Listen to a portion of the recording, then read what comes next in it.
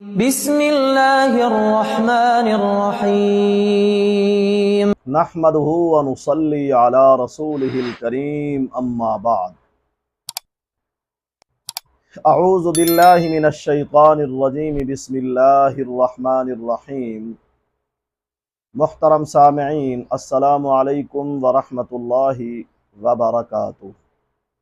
सामिईन, आज हम ख्वाब के अंदर जेल खाना देखने की ताबीर को बयान करेंगे।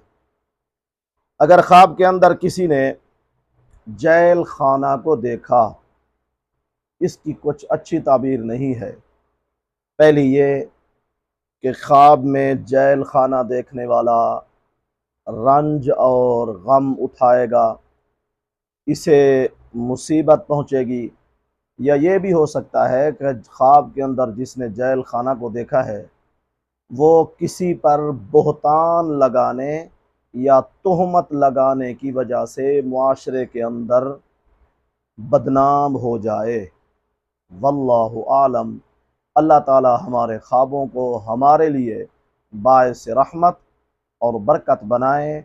व आखिरु दावाना अनिल हम्दुलिल्लाहि रब्बिल आलमीन।